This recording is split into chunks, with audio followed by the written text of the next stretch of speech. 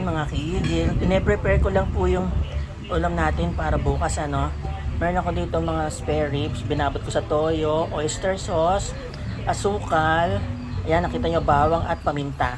Mimix lang po natin yan, tapos overnight natin siya Yan, good morning mga kagigil. Hindi ko alam kung ano lulutuin ko ngayon lunch pero may nakita kasi akong patatas sa ref. So babalatan ko muna siya.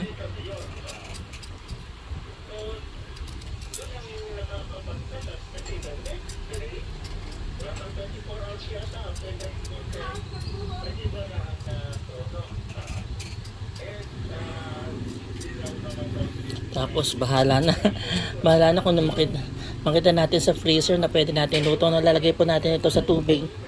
There. Okay, tapusin lang po natin ang pagbabalat. Ang gagawin ko po sa patatas dry ko siya sa paper towels Ayan. Tapos piprituhin po natin siya mamaya. May nakita po, kalimutan ko, may nakababad pala ako ditong mga ribs. So baka ang gagawin ko dyan, prito ko, tas pakuluan ko, tas lagay ko yung patatas. Bahala na kung ano maging resulta mga kagigil ganun na lang gagawin natin mga kagigil. Okay, wait na lang natin mamaya. Yan, mainit na po yung ating kawali lagyan na po natin mga patatas natin.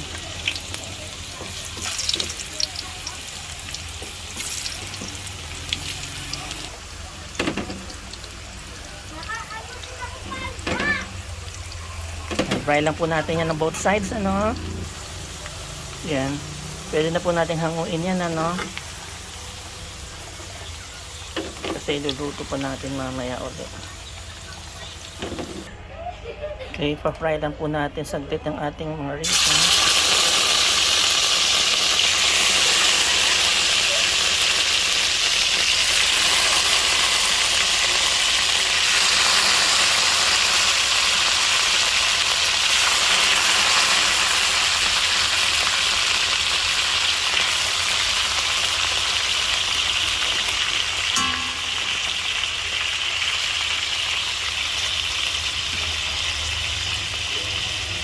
Fry lang po muna natin sandali on both sides mga kagigil. Baligtad ko na po mga kagigil, tapos lalagyan ko na lang po yung pinagbabaran.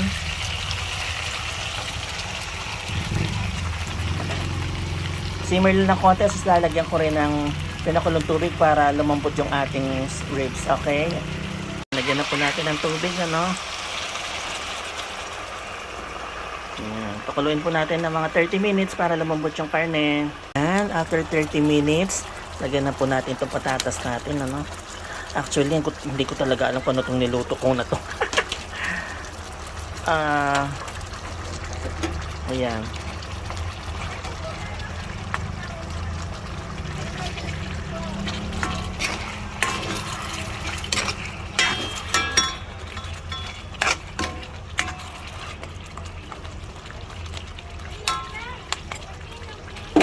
Luto na po yan mga kagigil. Naku, tignan natin.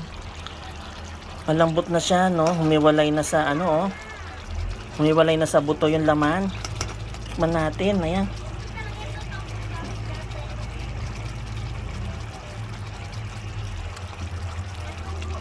Oh my!